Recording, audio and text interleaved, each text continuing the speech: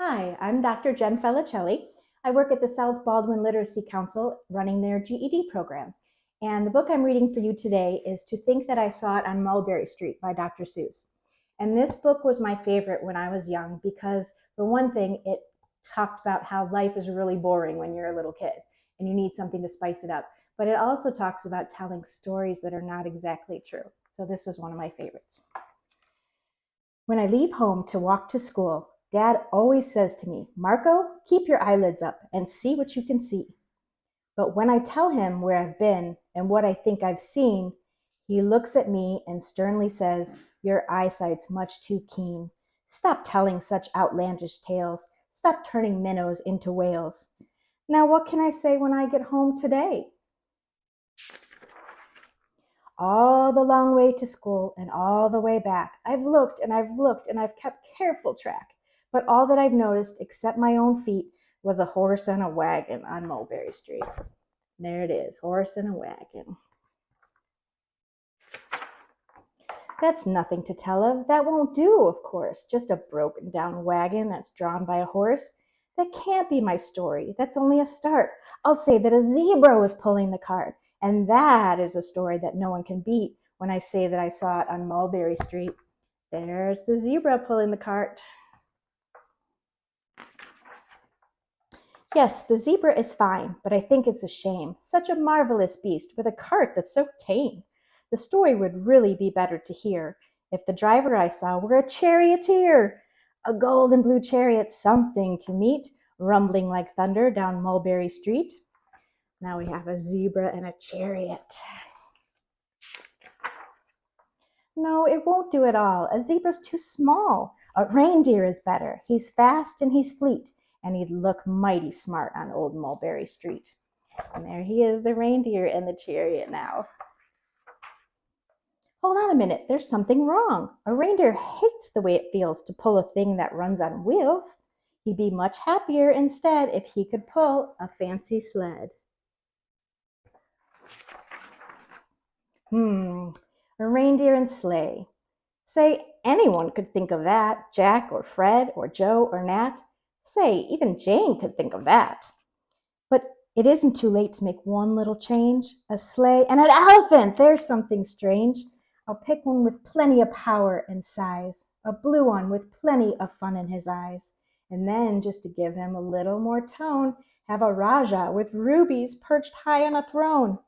Say, that makes a story no one can beat when I say that I saw it on Mulberry Street.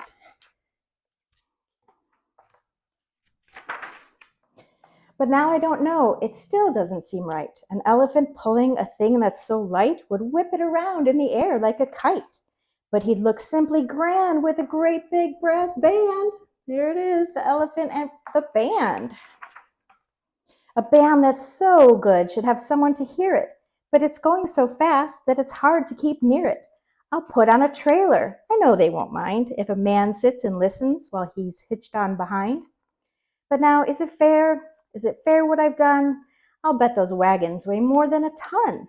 That's really too heavy for a load of one beast. I'll give him some helpers. He needs two at least. So now we have two giraffes, an elephant. There's our band and our little trailer so someone can listen to the band. But now what worries me is this. Mulberry Street runs into Bliss. Unless there's something I can fix up, there'll be an awful traffic mix-up. It takes police to do the trick, to guide them through where traffic's thick. It takes police to do the trick. They'll never crash now. They'll race at top speed with Sergeant Mulvaney himself in the lead. There they have a police escort to help with all the traffic. The mayor is there, and he thinks it's grand, and he raises his hat as they dash by the stand. The mayor is there, and the aldermen too, all waving big banners of red, white, and blue. And that is a story that no one can beat when I say that I saw it on Mulberry Street. There's the mayor and all the aldermen waving their flags. With a roar of its motor, an airplane appears and dumps out confetti while everyone cheers. And that makes a story that's really not bad, but it could still be better. Suppose that I add A Chinese man who eats with sticks, a big magician doing tricks, a 10-foot beard that needs a comb. No time for more, I'm almost home. Here's everybody. There's our Chinese man, our magician, a long, long beard. But he says, I'm almost home. I swung round the corner and dashed through the gate. I ran up the steps and I felt simply great, for I had a story that no one could beat, and to think that I saw it on Mulberry Street. But Dad said quite calmly, just draw up your stool and tell me the sights on the way home from school. There was so much to tell, I just couldn't begin. Dad looked at me sharply and pulled at his chin. He frowned at me sternly from there in his seat. Was there nothing to look at? No people to greet? Did nothing excite you or make your heart beat? Nothing, I said, growing red as a beet, but a plain horse and wagon on Mulberry Street. And there's his wagon again.